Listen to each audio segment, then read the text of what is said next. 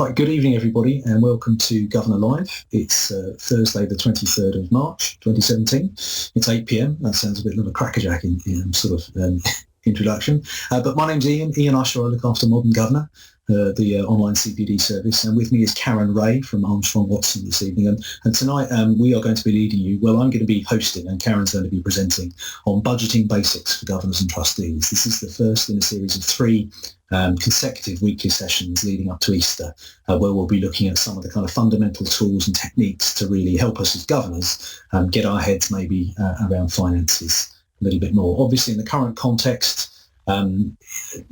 school finance and school funding has never been in the mainstream media as much as it has been in the last few weeks, and no doubt will continue to be. Lots of people saying it's the next big sort of funding crisis, if you take the NHS as being the one that is in the public imagination.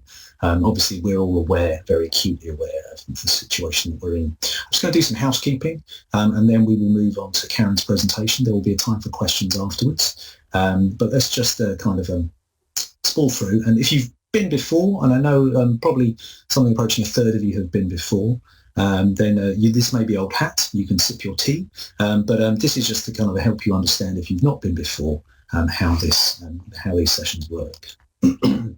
So, first of all, Karen and I cannot hear you, and we can't see you. And our videos at some point might pause. So this may happen, and it may pause, but you hopefully can still hear my voice, and then the video may come back. Now, of course, there might be other reasons we need to pause our videos. When I saw this, I've done this for many years. I've done this sort of thing, and I was thinking, there's a man who needed to press the pause button and the mute button for about 3 seconds on his video. But if that happens, if I have to pause my video and I suddenly go quiet, you may have an idea of what's going on in the background. As far as you're concerned, if your connection drops or something breaks on your device, just simply please log back in. If you're on an app, and for some reason you run out of battery, plug back in, do whatever you need to do, and we'll still be here, and you can just come straight back in. And if you're in a shared environment, if you're at home and to get your kids quiet this evening, you have asked them to go and watch something on the iPlayer or Netflix, or they're playing an online game somewhere, then maybe just ask them to maybe just do one of those things, just because, as I often say, this is a bit like turning the taps on in your house. If you all try and run the taps tend to all run a little bit slower. And if everyone's trying to use the internet, you may get a slightly less good experience of this, which is quite intensive in terms of what it takes from your home broadband's bandwidth. And this event is being recorded. There's a couple of things implications about that, but we will try and make this available as soon as possible. I think last time we got the recording on the YouTube channel the day after, but if not by Friday, it will definitely be around sometime on Monday. And you should get a notification once you've attended saying where it will be, so you'll get a link there. Now, the point about this is we're all involved in governance in some form, and we try and conduct ourselves as we would in a regular governing body meeting. And obviously, this is a little bit different because, as you can see from the Q&A below where I am at the moment, we're from all over the place in a good way. We're kind of up and down the length of the country. I'm down on the south coast, Karen's up in the far northwest, and everybody else is somewhere in between, I think. So if you've got a question to sort of some sort of protocol in the Q&A box, if you could preface it with a Q, and it doesn't have to say Q for Karen, because I'm figuring you're not going to be asking me about finance. So if you just put a Q there, or if you are, then good luck with that. But if you put a Q in front of your question, then I will collate those together. So when Karen's finished presenting, we can kind of take a measured look at them rather than kind of flicking them, trying to fold them into the presentation. And we'll do it that way. But to try and be as specific as you are able to be. And we will answer those questions at a time dedicated to questions, and when we'll probably go on and further discuss some of the stuff that's gone on in Karen's presentation. Please, this is very important, please bear in mind issues of confidentiality. You'll note that in the transcript there, your surnames have been removed. You will have registered with your first and your surname, but your surnames have been removed. That's so if you were to say something like, my school is £1 million in debt, it's not possible for someone viewing the recording, which will be public, to find your name easily and then do the going to Edubase or going to schools' websites and finding out where you're a governor and kind of inferring things about your school from there. So please bear in mind, be mindful of what you're sharing and how you phrase it. But again, it depends on if you're the chair, you may feel complete freedom to do that. And I'm not going to tell you what you can and can't say, but just please bear that in mind. So thanks for everybody who's coming in. A bit of Newcastle-Sunderland rivalry going on.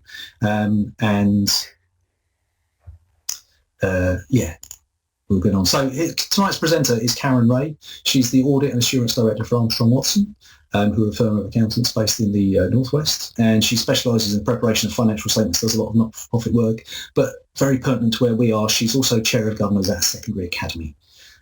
So with that, I'm going to hand over to Karen now. I'm going to stop my camera, and Karen will now take over and work through some of those slides. So I'm just going to stop my camera, and we will hand over straight away to Karen. Well, thank you very much, Ian, and good evening, ladies and gentlemen. For those who have been previously to our first series of webinars on consideration for conversion, welcome back. For those who are new to the session this time, as Ian said, my name is Karen Ray. I work as an Audit and Assurance Director at Armstrong Watson, who are a firm of accountants in the northwest of the country. We cover southwest Scotland all the way down to Leeds, Hull, that kind of region. I've worked with education clients for probably about 10 years now. I started off with sponsored academies, working through the conversions, probably about 5 or 6 years ago. Personally, I've been the usual nursery treasurer on the school PTA, and I'm actually chair of finance at a secondary school. So very much working on both sides of the fence from a professional advisor point of view, but also working actually in school, working with the budgets and the finances, and I know that it's certainly not an easy task at this point in time. So when we did the first series of webinars, we asked for lots of feedback because we really appreciate everybody's comments. And a lot of the feedback that was coming through, especially from the financial point of view, was about budgeting. And obviously the funding at the moment is very much on the political agenda. We really don't know where we're going to sit in the next 12 months to kind of 3 or 4 years time. And therefore we thought we'd go right back to the very beginning and cover budgeted basics. Now I would love to say I'm going to solve all of your problems this evening, but I don't think I probably will. But what I'm hoping that you will get some hints and tips from this evening that you can go back, whether you're a school business manager, a governor, a trustee, and try and actually work with the schools and see what your budgets are looking like at the moment, where you feel you could challenge those budgets and hopefully get a slight improvement in the budget moving forward. So we're going to go through obviously a series of slides. The theory is obviously the first thing to kind of cover today. So I'm going to talk about, well, actually, what is a budget? What do we have them for? Really, what we are looking for to achieve with our budget. It may sound quite simple, but it's not always the case. And I think sometimes there's some common misconceptions over what a budget is actually there for. I'm going to talk about who should be involved and what the responsibilities are of those individuals who are involved. Then we're going to look at what are the actual factors that we need to consider when we're trying to put our budget together. And then finally, we're actually going to look at some practical examples. Now, they are just an example. I'm not saying that they are the most perfect budget, but we will go through those in a little bit of detail. So hopefully you can get some hints and tips about the budget process and perhaps a way to improve your own budgets at the moment. Now I am also very conscious that we're trying to cover the entire sphere of educational establishments, whether you are a local authority, a primary, a secondary, a multi-academy trust, or even a further education college if need be. But there will be obviously a degree of complexity, obviously the more complex structure that you actually have.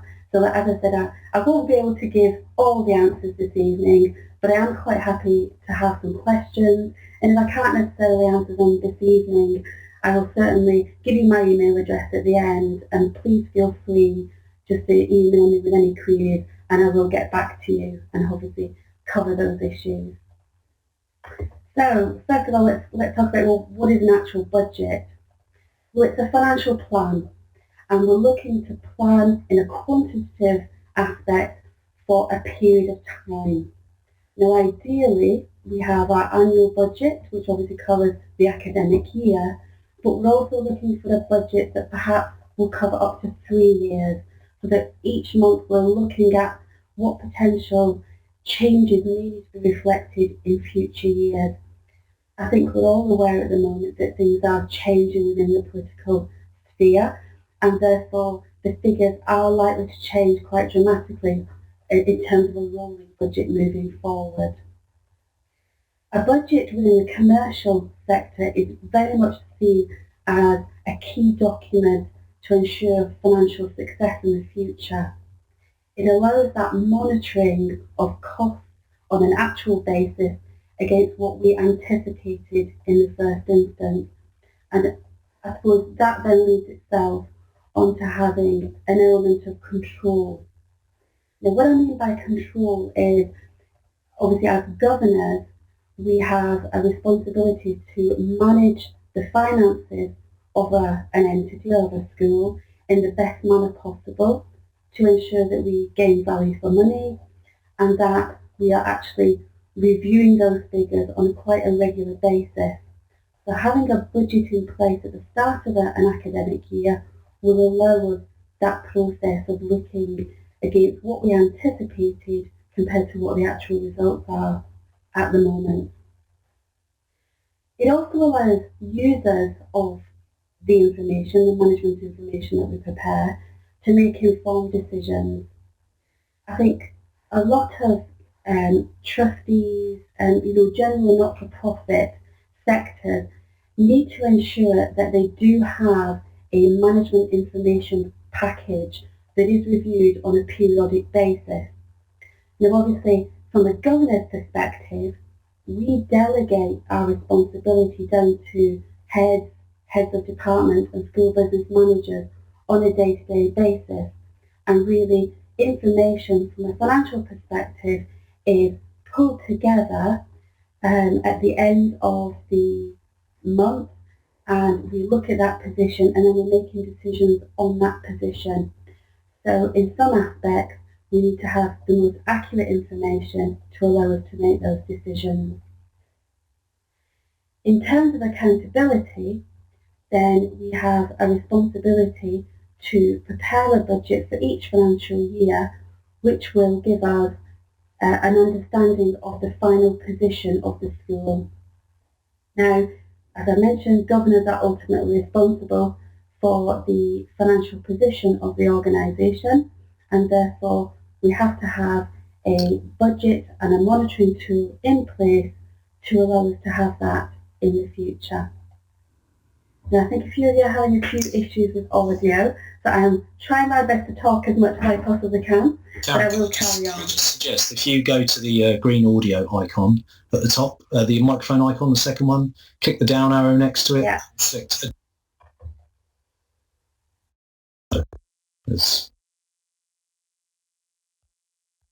You might have to say something just to check it. Okay, I hope everybody's okay with that one. If someone could just send me a quick message, then I would know. Maybe Rosemary, Gary, Joe, if you could do that, that would be great. And I'll just carry on with the presentation. Fingers crossed everybody can hear me. Then we would, lovely, great, thank you, Liz. We then have the position of flexibility. So we may have a budget that we set at the start of the year, but obviously certain things change within the school. So we may have to flex that budget to a certain degree at certain points in the year. And then we may then also interpret those results into our future budget as well. So in terms of having a flexible budget and a rolling position for the next 1 to 3 years, we may obviously have those aspects to consider as well. Lovely. Okay. So what are we trying to achieve with our budget? Well, this is where the real misconception actually normally occurs, in that a number of schools generally prepare their budget and then say, well, this is the amount of money that we actually like to spend that we have to available to spend. But actually, it's the wrong way of looking round. What we should actually do, and this is where the governor's strategic position comes really to the forefront, is that we should initially establish the priorities for the school. So what do we want to achieve in the next 12 months or in the next 1 to 3 years? Because ultimately we're there to raise standards and attainment within our schools. And that's where the importance of linking strategy and the school development plan comes into fruition with the budget. So that the strategy and the development plan for the school then determine how the budget should be prepared. So if we do this well, then it would automatically demonstrate good value for money. Because again, if you are an academy trust, for example, we have to actually have that demonstrable evidence that we're doing that within kind of the course of the finances. But having the link between the school development plan and the budget should then really raise some questions for you as governors or school business managers, in that in our plan, what will be the impact of moving that plan forward on the existing workload for the staff? You know, at the moment, are the staff stretched to capacity? You know, if we start putting more pressure, is that going to affect morale? And therefore, those considerations in terms of staff resource are probably one of the key things really that we need to get right at the first instance. The linking of the budgets with the school development plan should then also highlight the effective way that we use our workforce, because ultimately, obviously staff resource is a very large proportion of obviously the costs. You know, in general it's between 80 and 90%, and therefore the effective use of our workforce will hopefully improve the outcomes for our pupils, again linking that back to the raising of standards. And also it would then ultimately obviously identify whether or not our actions, what we want to do in the future, are they going to be viable in terms of do we have the resources and obviously then the funding to be able to do that, but also are we making sure that everything that we are doing within school is cost effective. So a few questions there to think about, and I think in general you will find, if you ask any school business manager, at the moment the focus is on the figures more than working at the priorities of the school and actually how are we going to get there. So looking then onto kind of key personnel and the responsibilities. Well, in my experience, we need to keep the budget simple. We can get very bogged down in the detail, and I think that's where, in effect, it kind of takes over the life of the school business manager for a significant period of time. We need to consider what are the needs of the users, who is going to use this budget, and what exactly do they need. Obviously, we may have different categories of budgets, so we would perhaps have a budget, a full overview budget that would go to obviously the finance committee and the governors, but then the kind of stepping back and breaking down that budget into the components. Are there certain aspects of the budgets that would need to go to the heads of department and the budget holders, and really think about who exactly needs what element of that budget? I think in general at most schools the budget does fall under the responsibility of the business manager, but as you can see with my comments earlier about linking it with the school development plan, then obviously there has to be an element of input from the governors from a strategic point of view, and certainly from the heads of department, because obviously they're looking to raise those standards as well within each subject and obviously within the pupils who are attending the school. Now, in an ideal world, when I was and I'll probably touch a little bit more on academy schools here, we would start off with our chart of accounts that are very much in the layout of the financial statements, and certainly in accordance with maybe the layout that the Education Funding Agency require within the budget forecast and ultimately the annual accounts return. I think where a lot of schools struggle is we start off with an accounting system where we prepare a chart of accounts that, I suppose, fits the norm, what you would expect. If you come from a local authority school and you've maybe used the same codes that you've had in the past, and then when we come to the budget forecasting and the end of year returns, it's very difficult to categorise certain costs within certain elements. So if you are a new school, fingers crossed, that are looking to convert, or you're kind of coming out of local authority, it is worthwhile just having a think about trying to match up the elements of financial statements and budget forecasts and the EFA requirements in that hopefully the efficiency of doing that at the start would lend itself quite nicely at the end product, because I appreciate that budgets are not easy. They do take up a lot of time for the business managers, and really if we could get the accounting system to work for us in the first instance, then hopefully that would give you a little bit of time obviously to concentrate on the million one other things that you generally have on a day-to-day basis. Our budgets obviously have to go for full approval at the relevant boards, so we need to make sure that they have been timetabled in obviously before the start of the academic year, just to ensure that they are reviewed by the finance committees and the governors. And of course, if you are an academy, then you will have an accounting officer who will be also responsible for that budget. And obviously if anything goes wrong with the finances of the school, they are the ones that obviously go up against in front of the select committee. So we have to make sure that the accounting officer does have an understanding of how those budgets have been prepared and included within the overall accounting and management information package. And I've just included that just obviously for academy trusts. I know that a few of you are from here, in that obviously we do have a budget return that is required to be submitted to the EFA by the 31st of July each year. So I would anticipate that some of you business managers at the moment are obviously having to think about next year's budget and maybe the year after's budget, and obviously working on some of those figures, albeit obviously we don't really have a final figure in terms of fundings for the next financial year. So I thought we'd just kind of cover off the factors actually in actually setting a budget.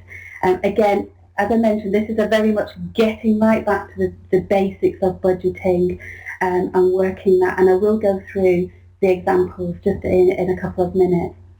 But I think the easiest way to start is really having a look at the past performance. So where have we got to in the past?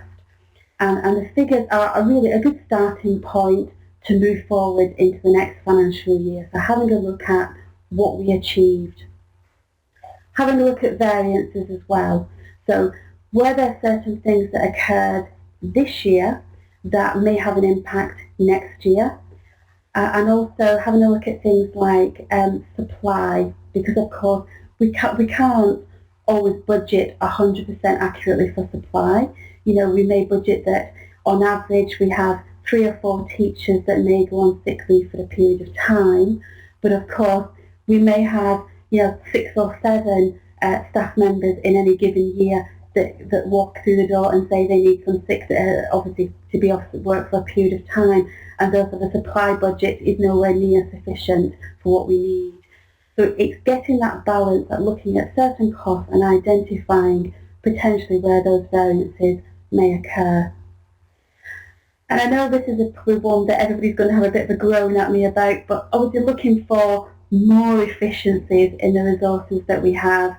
I know that a number of schools at the moment are working in partnership to try and get those efficiencies and drive them a little bit further, but obviously it is quite difficult to get those. You've probably already cost cut as much as you possibly can, but obviously what we can, if you make slightly more efficiencies within the resources, whether that be staff or accommodation or materials that we have, it can only serve better for the school moving forward. In terms of our income, obviously the income is very much set on the number of pupils that we have. So ensuring that the census information is as accurate as possible. We want to make sure that when we submit those figures, that is definitely the money that, or the cost per pupil that we're going to get back. So it is quite important to make sure that staff who are involved within that census programme really appreciate the importance of getting that right. You will obviously have a look at, the local authority information, so what's out there, what potentially could change, I suppose in the geographical footprint of where you are located. It may be that you may anticipate, more pupils coming in for certain aspects, and obviously looking at those feeder schools as well. There could be elements where obviously you've got quite close working relationships with a couple of feeder schools, and hopefully you're anticipating maybe 100% of those pupils coming in. So again, it's looking at the potential that we could have. We obviously have to consider our curriculum in terms of resources and staffing and accommodation. So in terms of obviously what is our plan for our curriculum, if there are obviously dramatic changes within the curriculum for all, then obviously we may have to basically scrap all books and buy those in. They're very costly, but obviously that has to be factored into your budget. In terms of staffing, are we expanding the different opportunities for our pupils, and therefore will we have to bring in more staffing to cover those aspects? What's the cost of that? Will it have to be specialist staff that obviously are just trained in that particular subject? And in terms of accommodation, again, we're all looking at various class sizes at the moment. If we're thinking of obviously offering different types of courses this year, will we have the space to actually accommodate that within the school, or will we have to maybe move the classes around to be able to fit the number of children within a certain subject? Also look at exam results and potentially the projected exam results, because will we need to adapt if there are new exams on the exam structures on the horizon, and therefore more funding will be required over if it will be a short period of time or a longer period of time to ensure that we can actually cover that curriculum element. I can see there's an awful lot of questions coming in, and I'm sure we'll cover those just in a couple of minutes. Thank you for those. Just covering staff again. So again, coming back to the curriculum, if we're having significant numbers in terms of new pupils coming in or changing the curriculum, we need to look at our staffing. I mean, the staff costs are set really at the start of the financial year in terms of once you've got your timetable in place.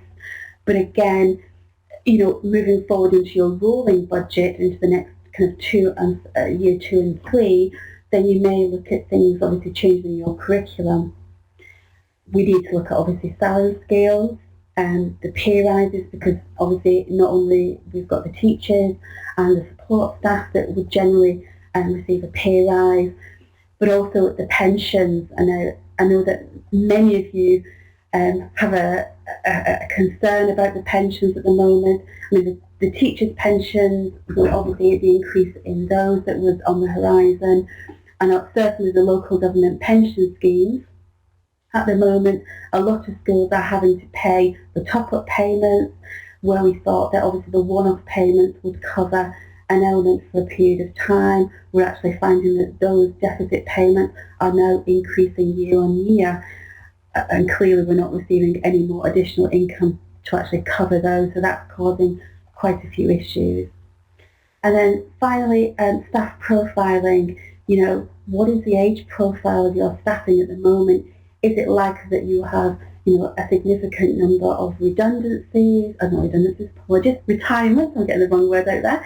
So retirement, is the option to bring in perhaps a lower scale teachers, but obviously then put more money into perhaps the CPD and the training budget to bring them up to really the level you're looking for. So again, I know that a lot of schools are looking at that element and whether or not we could, maybe bring a slightly lower grade teacher, but obviously provide that budget to allow them to do the CPD and the necessary training to move them up there. And then I suppose finally resources, so having a look at those resources that we actually have. So in terms of establishment costs, they do remain fairly stable, albeit with an increase in inflation. So your heat and light, your water, your if you like, your rates, etc., they will stay fairly stable. So you should have a good element of 2 to 3% added onto those, and fingers crossed they cover that from a budgeting perspective. Educational supplies, again, that depends very much on your curriculum. In terms of our site costs, again, it's looking at the maintenance profile of the school. Have we got some serious refurbishments that we need to take place?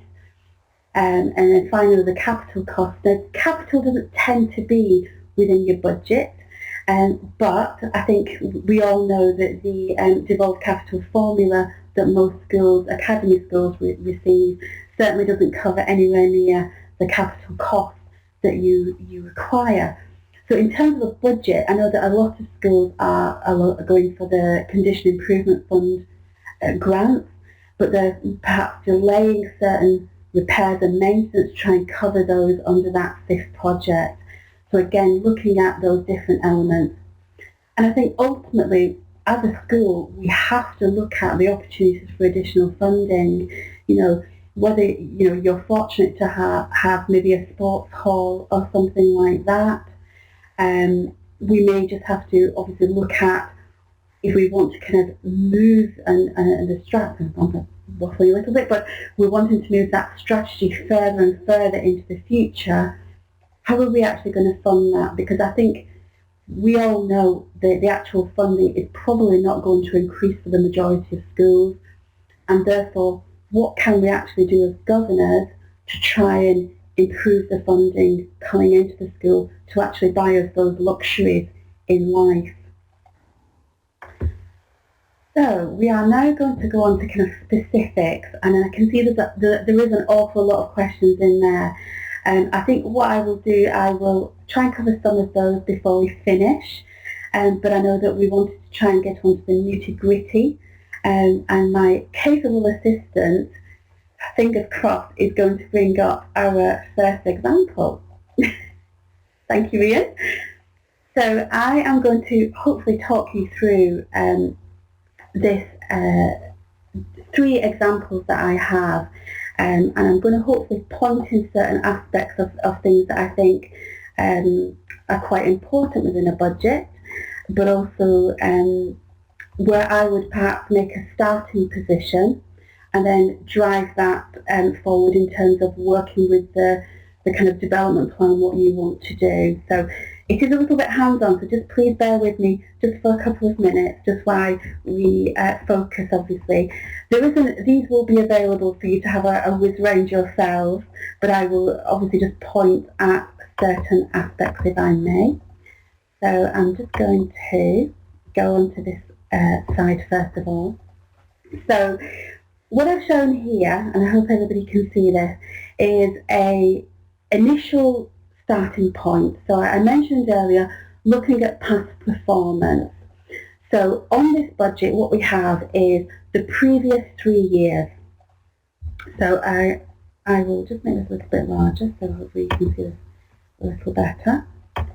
So what we have the 3 years, 14, 15 and 16, and you can see that the income and the expenditure, as I drag these down, so I'm going to have a bit quick for you here, but you will see that what I've done, I've broken that down into the different kind of categories, apologies, my wizard is going everywhere, into the different categories of income and expenditure.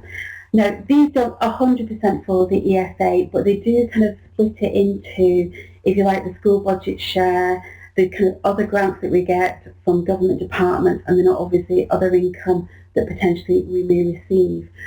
Now, this was a good starting point because you know what you have received in the past.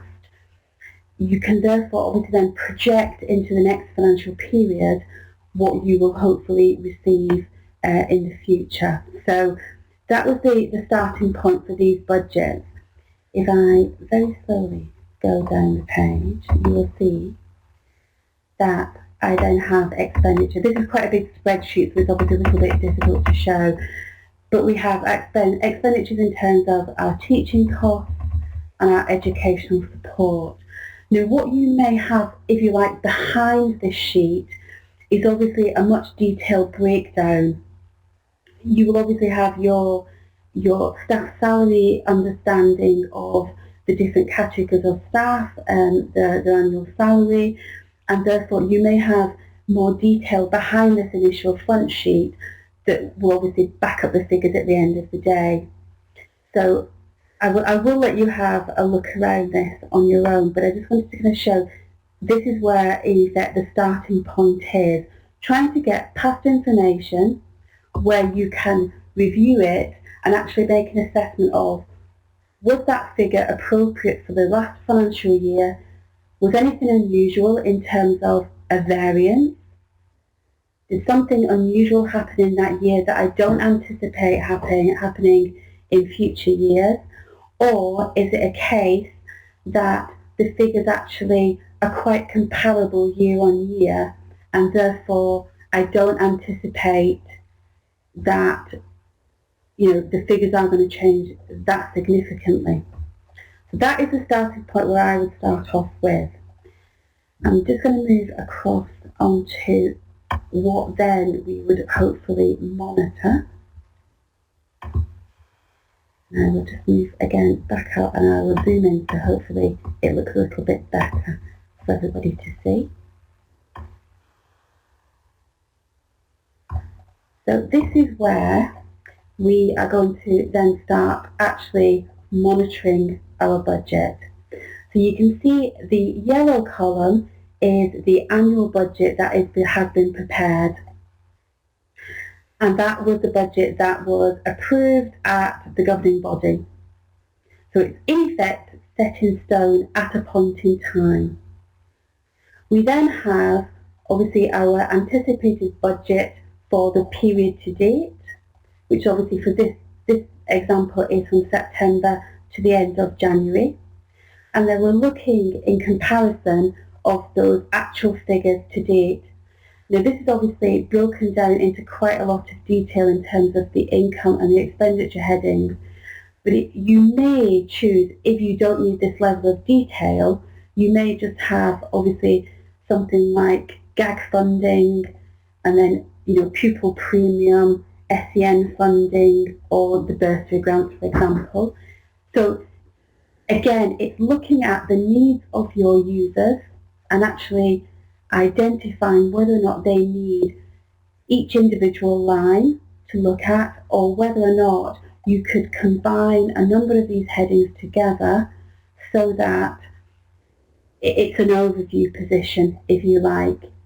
I think if you're a member of the finance committee, like myself, I think you would probably want the level of detail as we have tonight. But if you are maybe at full governors, you may just give an overview, albeit your chair of finance will be there to give any specifics. So I will just kind of move down the page and just kind of go through the expenses. I suppose that's probably one of the kind of good ones. As you can see, what I've tried to do is obviously break the headings down into the costs that in effect would be shown within the ESA returns, etc. And again, that was just really so that for simplicity reasons, when we came to look at the actual ESA budget, then we could start pulling the figures out quite easily and obviously hopefully save a little bit of time and become a little bit more efficient.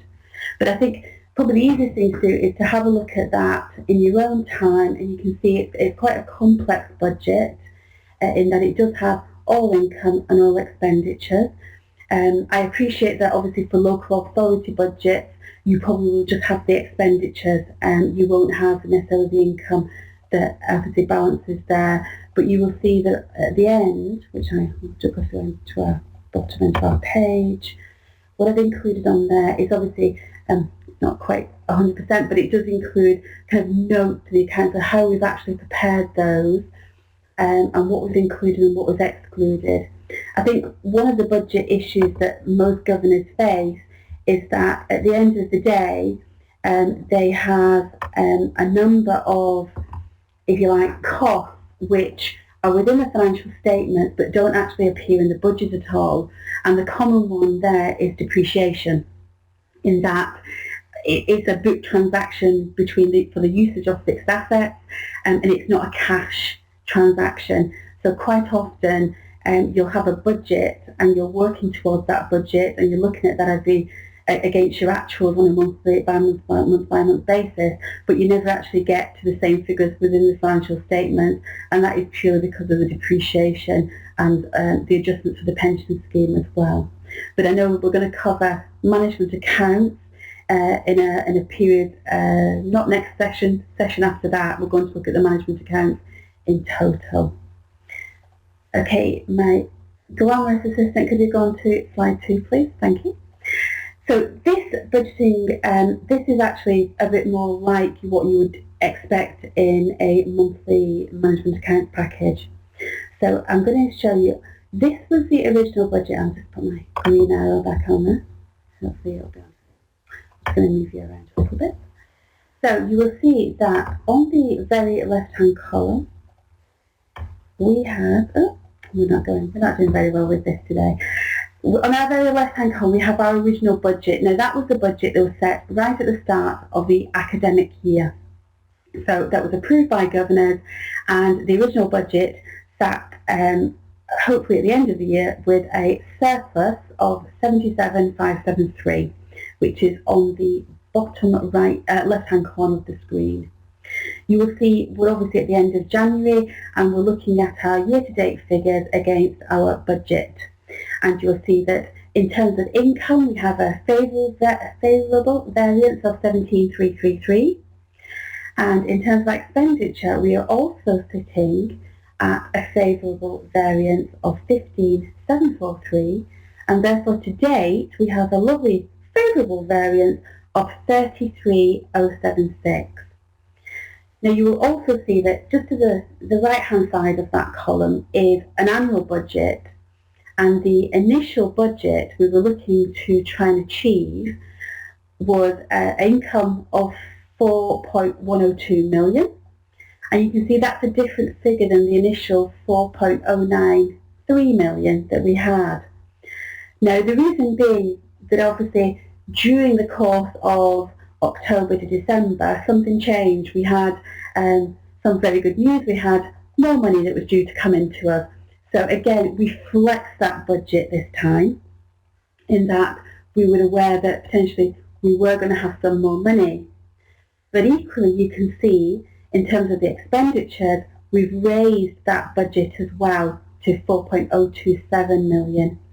And the reason being, obviously, we were lucky enough to get some more money, but of course we're therefore allocating that for spend as well. So our initial budget result for the year at 77,500. Ultimately, we expected to come in around about 74,500 pounds at the end of the year.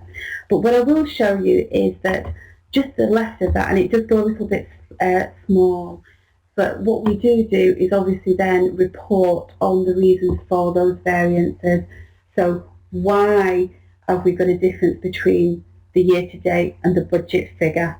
And obviously those comments, this is a schedule that generally would go to governors, is to highlight the key things that have changed on a month-by-month basis.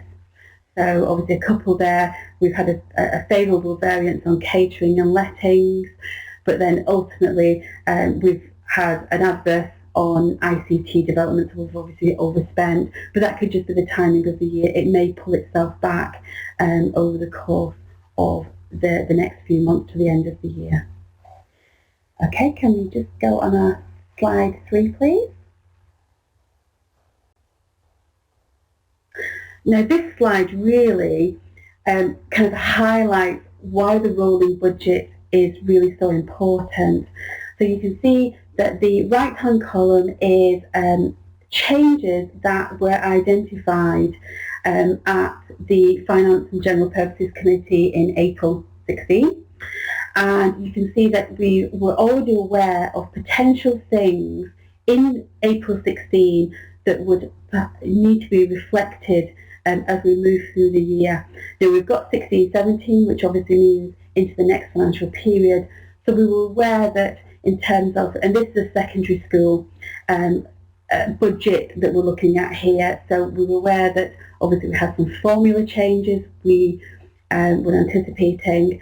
We were looking at obviously increasing things like, pupil numbers at various stages. So you can see the pluses and minuses there already. And this document actually kind of stood back and actually said, right, this is the effect that's going to have on our rolling budget for the next year. So you can see at April 16 we were, I will just go down the page around me. So we looked at the headings of what's happening with the ESA funding. We then looked at whether or not we were still receiving some local authority funding. So obviously you can see SEN statements there. We then looked at expenditures. So what was the anticipated position in terms of our teaching staff? Now at that point we had some scale point progressions, and we also had changes in NI from April 16, which obviously in terms of a secondary school we had quite a significant change in terms of what we were anticipating in terms of the wages increase, if you like. We obviously then had to have an annual pay award.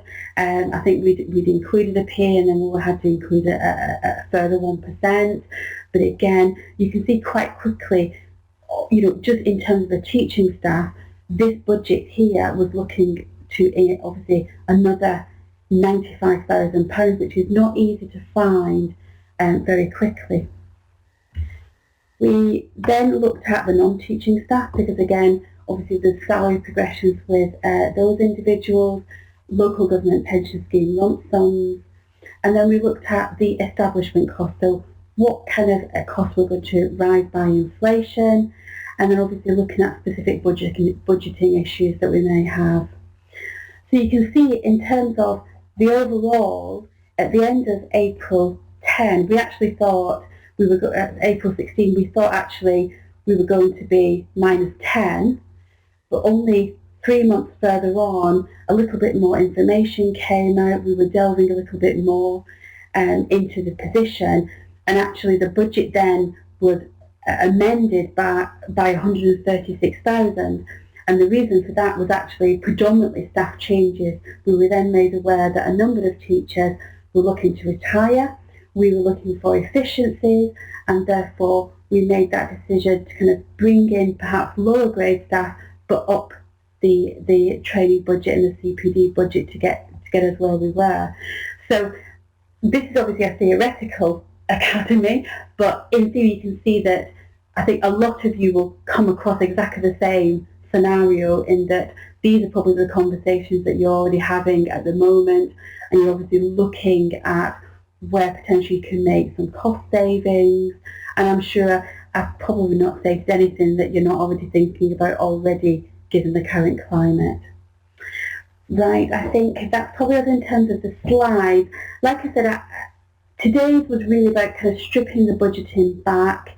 Obviously I can't do a budget for you, but I am more than happy to answer any questions. It's very difficult because obviously you're all at different stages on your kind of cycle. So I think what we'll do, we'll have a look at some of the questions, and we will hopefully cover just a couple of those.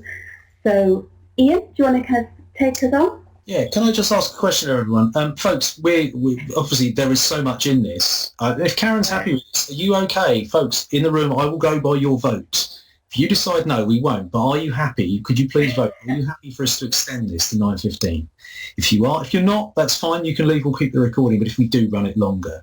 But Karen and I are both happy to, both happy to stay around, and Karen will answer the questions, I will make the tea. And yeah, so if if that's of use. I mean, that looks kind of fairly overwhelming. I appreciate that you've got things to do and you've only budgeted, ironically, for an hour, but we will record this. So we'll start with the questions now and we'll see how we go. Because that, I think, is more or less the end of the presentation, other than this slide in the back. It is. So, yeah, that's kind of fairly... So if that's all right, sorry, I'll just broadcast that so you see I'm not fibbing. But, yeah, we're kind of... Most people are... do that, and some people clearly want wine or gin after looking at a budget. So, right, let's go to the questions. I have put some of them together, and I will just add in the more recent ones. So, Karen, you can pick as you want to go through those, and I'm just going to... I've got these off screen somewhere. I will add further ones after Dennis's, because they're... Yeah, I think we'll start off with Mark. So Mark has her regular when we're reviewing a school budget. Well, I think from my personal experience, I think it's part of the ethos of the finance committee, if you like. So if your finance committee meets every couple of months, I think it's important just to kind of appreciate potentially what has changed. You would generally obviously ask your bursar or your school business manager to just give you an update of where you are in terms of your actuals compared to the budget and what's on the horizon. What have they been notified about? I think in general, the big costs that are coming through at the moment that are changing, if you like, academy schools is certainly the local government pension scheme costs.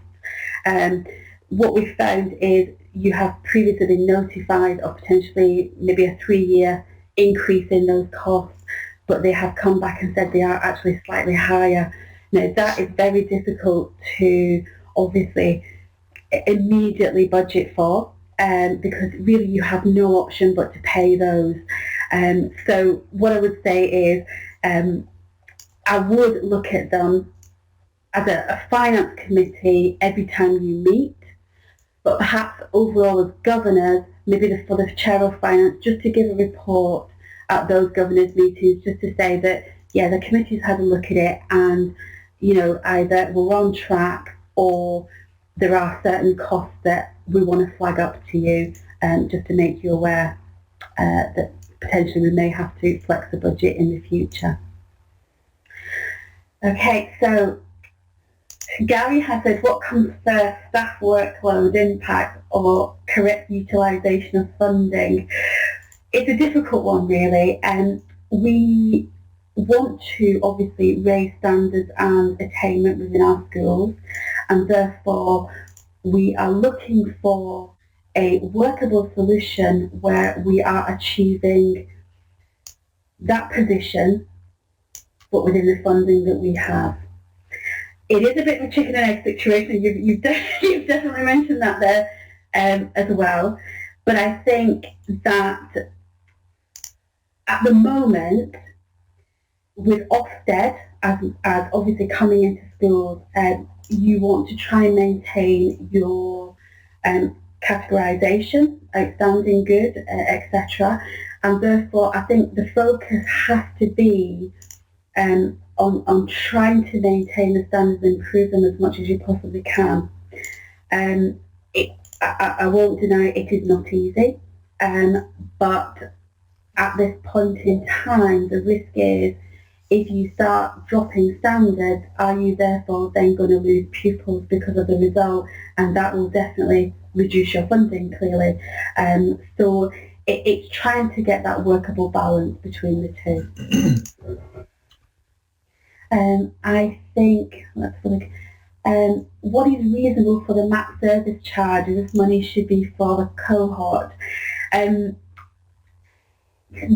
think, Dennis, what you're talking about there is possibly the top, if you like, the top slicing, I think, for the multi-academy trusts, the overall kind of cost of the trust.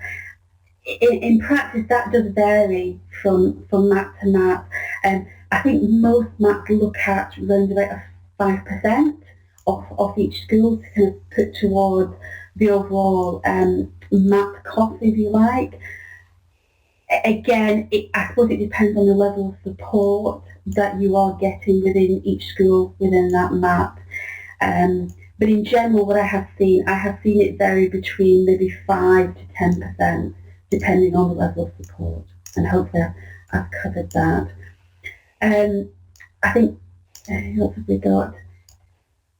Okay, Suzanne, I think you've mentioned you're a new governor. Are you struggling to get hold of a financial position of any detail for the current year?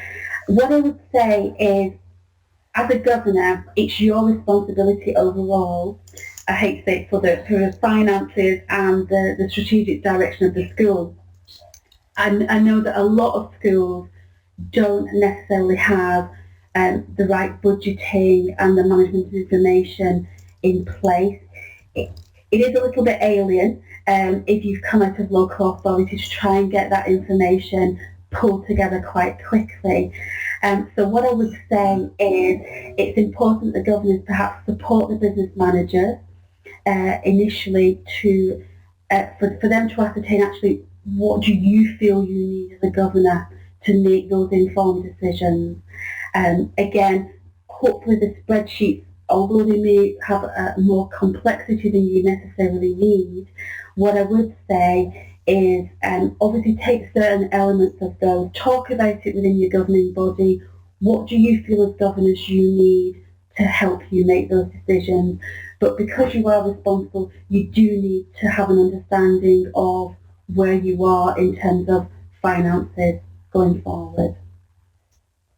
What else have we got there? So Emma, she's mentioned, is there a standard ratio when you're calculating?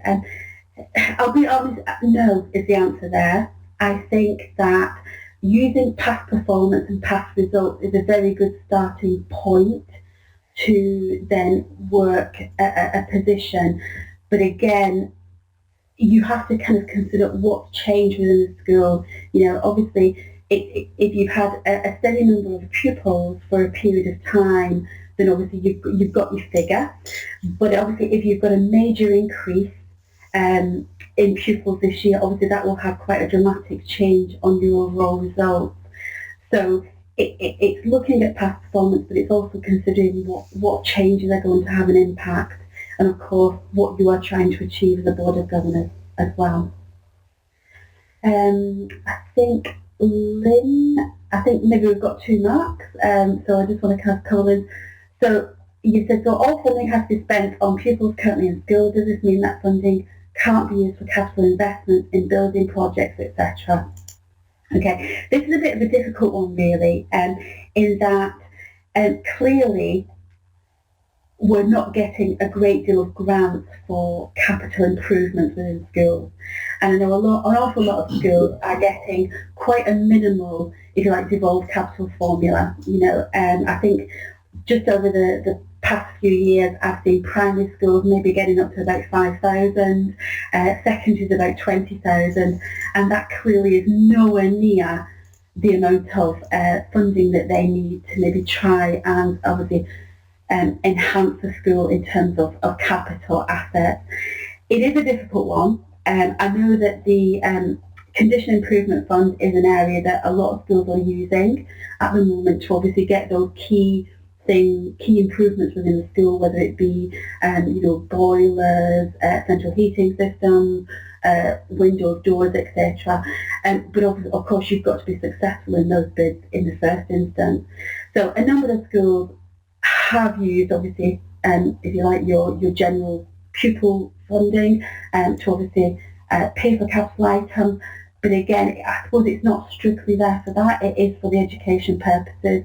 But as governors, sometimes you don't have the option. You've got to spend the money on safeguarding the school, etc. So it's all about that balance.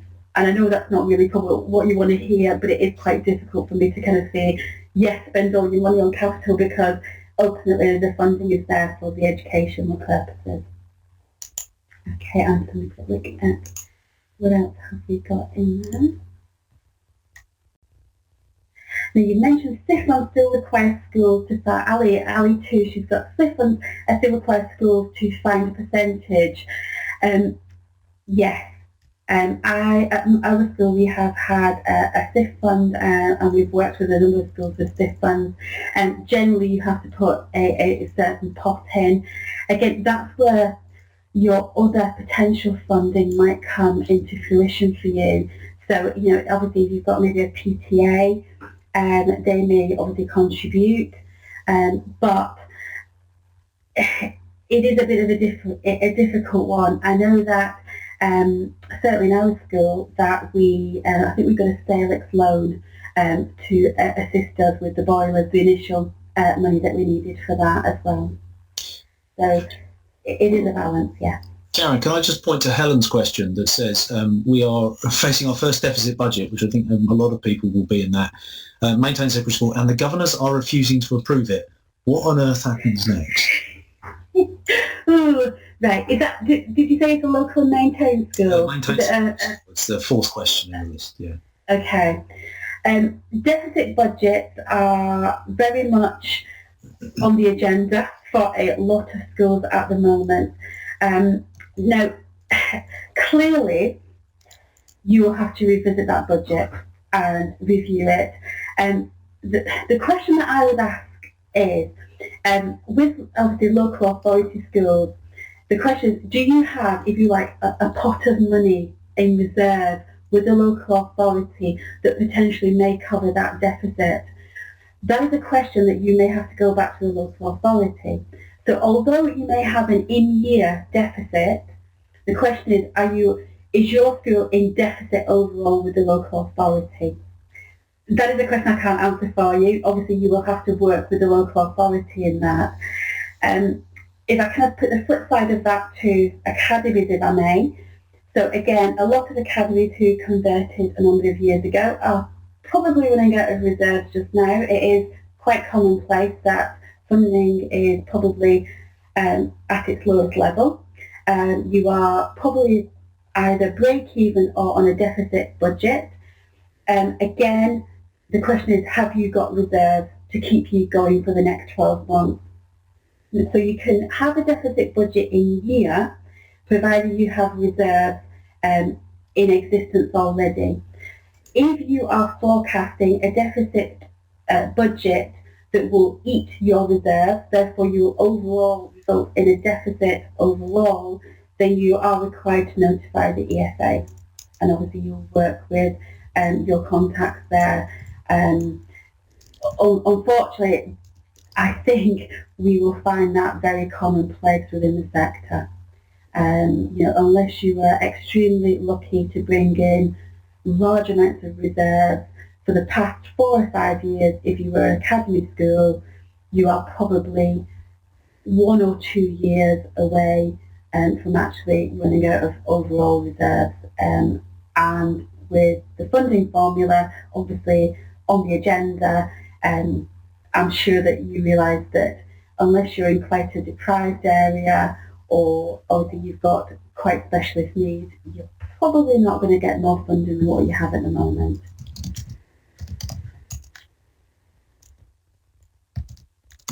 There are a few other ones in there as well. I think Mark just asked about the apprenticeship levy. I know that was touched on last week in the previous session that we did a couple of weeks ago in the HR and employment law update. What does the apprenticeship levy actually mean in kind of real manageable, understandable terms?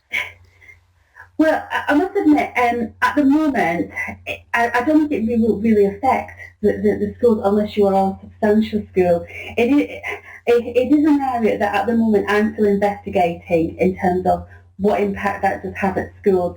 So if you don't mind, I'll hold on to that question. I will go and do a bit more research and I will come back with the answer either at next session or session after, if I may. I don't want to give you an incorrect answer just now, so I will take that question away and get the answer and come back. Okay. What else? Is there anybody? I'll tell you what, if you've asked a question and we haven't answered it, this is your chance to write pick me in the chat box. And we can kind of go to that for the last 5 minutes, just because I'm aware that there are lots. I know a lot of questions that were asked in the box, other people kind of came in and answered while Karen was presenting, which is really, really good, by the way. But if you're kind of like, I really need this answered, or my evening would have been wasted, then now's a good time to say. If everyone says that, we'll have an issue. But, I think Tony just put something on there that capital is bolstered by the PTA fundraising, and it gives a false sense of security to some parents who don't see use funds. You will see, and it has been highlighted in the press quite recently, that obviously a number of schools now are actually asking for contributions from parents. I think, the schools are having to be a lot more honest than they perhaps have been in terms of their budget. I think what we do find as governors, that it's a very tricky area, that you can see, as governors, we're there to, do the best for the pupils that attend our school. We want to maintain and raise those standards, but you can see the money draining, quicker than what we can support it.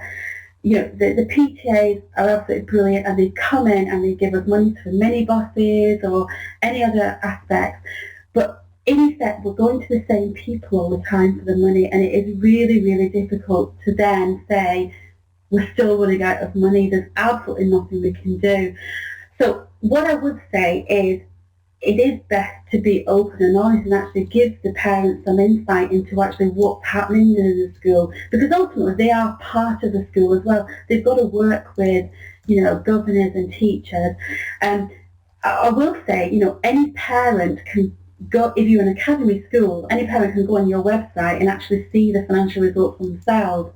So, they will see that the money is starting to go, and they will have an understanding actually what is happening within the kind of locality anyway by the news that's in the local newspapers. So it is extremely difficult that ultimately we have to involve the parents, but it feels very strange to do that in that, in general over kind of, the hundreds and hundreds of years we've had schools, we've never had to do that before. But, the education sector is getting to the crisis point where there is just not enough funding to cover the crucial things of maintaining the schools, the education standards, and the buildings that are getting older and older. And I think the follow-up I put on that is that when you see this in the media, I was watching a channel, I'll put a link somewhere, the Channel 4 report that basically was talking about funding, and it was just talking about the slices of the cake and is it all fair. So it was pitching one school against another. And I think actually that's the wrong discussion to have. It's not about how is it allocated, is the whole fund big enough? And we know that's not the case. Because if it was the case, we'd have less of an issue with fair funding because we'd actually have enough to go around. Whereas as it is, there's not enough to go around, and therefore, however it's shared, there'll be an issue. So it's interesting, as this makes its way into the mainstream media with maybe less understanding of what it means, I think it's really important. So if you're communicating with your parents, as we'd urge you to do, and do it well and thoughtfully, because they will start to pick up on this, and they might start coming to you saying, so what does this mean for us? You need to kind of help, whether it's writing to your MP, unless your MP is the schools minister, like mine is, in which case it may be a few. Yeah. Budget Thunderdome, good grief, yeah. It is, like I say, I'm on both sides of the fence. I'm from a professional services firm that obviously works, within the financial sector on commercial businesses. We can see that obviously there are lots of opportunities out there for additional funding from that sector, but obviously we are stuck within having our school premises. We're meant to be part of the community. We're meant to use our school, for the good of the community if you're an academy trust. But the limitations on where we can go to gain additional income means that we are quite overall restricted. If you are a school that has leisure facilities, in some respects you're quite fortunate. You do have an additional source of income there, albeit obviously out of hours, if you like, to gain additional funds. But I suppose for a school that doesn't have that luxury, then we're stuck. We're stuck in a normal fundraising scenario. Yeah, absolutely. Right, so we're just going to kind of close it off now. I've got a few things to do at the end. There's Karen. And this is where we are. We're on the Budgeting Basics one. Next week is Understanding Cash Flows for School Governance. So more of the same, except a little different emphasis. And Karen, for the next 2 weeks, so for the next fortnight, Thursday nights, you're here if you want to be. We will be here doing the sort of a developed version of this. And then after Easter, there's a bit more kind of macro stuff. Systems and controls and the requirements of the Academy's financial handbook. And then you can see we go back to Michelle from Berg, and finally Christine from CBEX to talk about that. If you're a subscriber, and I kind of have to say this, if you're a Modern Governor subscriber, then there's a couple of modules for you, just in case you didn't know, because a lot of people don't. There's a module called Finance for Non-Financial Managers, which is there to kind of help you understand the terminology of finance. If you're new to this and you're like, well, I don't understand a balance sheet, then this is there to help you do that. And then there's another module that is Financial Management for Governors. So that's more around our responsibilities as governors, and that covers both academies and maintained schools. Those modules aren't in the trial, but you can get a trial of some of the modules there. And then this is the overview of next week. So this is what Karen is going to be kind of covering. This may change, of course, you never know. But this is the broad brush about what we'll be covering in the next week. This will be on the recording, and it will be in the slides as well. So the recording is going to be made freely available, and I'm just going to ask you if you could to fill in the evaluation, because it'd be really helpful to us so that we get an idea. So let us know if you would recommend this to your colleagues. Do scroll down the list at the bottom left, because we've got a number of answers that we've already had, and if you want to agree with those, brilliant. And if there's something that was really good and something that needed improving, please do let us know, because we can only make it better for next week then. As I always say, all these sessions are freely available to anybody. You don't have to be a subscriber to Modern Governor. You don't have to be an NGO. You don't have to be a member of anything. You can be an SLT member or something like that. I guess you could be a concerned parent, but you might have a better Thursday night planned otherwise. But please do share this with your colleagues. We'll put the recording out, share that with them. And if they want to come along and kind of roll up the sleeves and get stuck into some cash flow stuff next week, then we'll be working through that same time, same place, same pair of talking heads. And we will see you then. But thank you ever so much for showing up. I appreciate that we've gone on a bit. We're nearly at quarter past. Karen's email I did put in the Q&A box. I should put it in there on again. But if you've got anything that maybe wasn't answered, or you'd like to follow up something with Karen, then do contact her. We might stick to an hour next week. To be honest, this is such a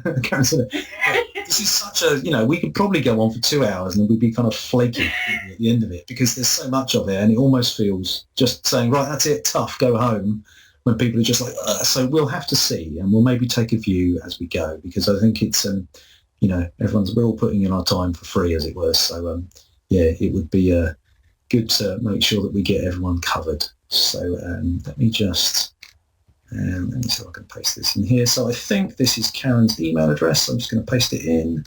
So and Karen, I think you're okay for people to contact you on that, aren't you, in the interim? Absolutely, yeah.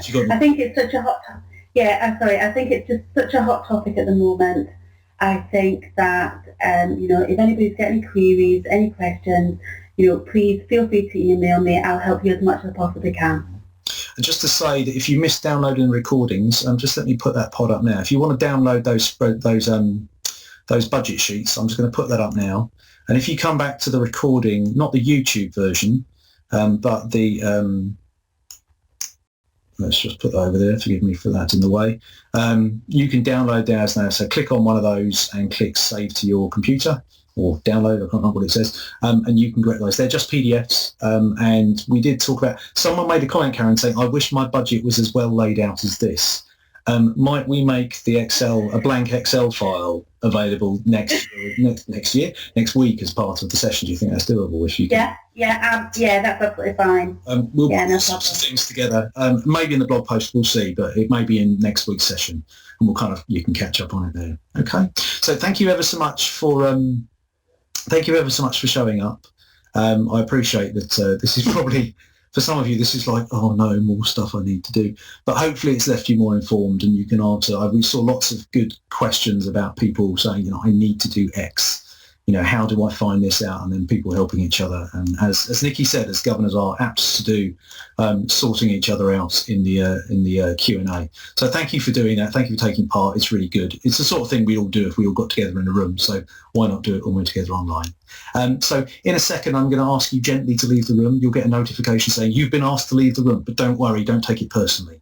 We'll stop the recording. I will work on the recording probably tonight, and we'll try and get it out let's say tomorrow, but let's actually say Monday just in case. So you can have your weekend to yourself without stressing about sending this to your colleagues on your governing body. So thanks ever so much for showing up. Really, really do appreciate it. And it really is helpful, not just because we get people in the room, but obviously because it helps us and helps us to help one another as well, everybody who's here. So thank you very much. Have a good week, a good weekend. Try not to worry about the funding, even though I know you will be. And we'll see you soon. Thanks a lot. Bye-bye.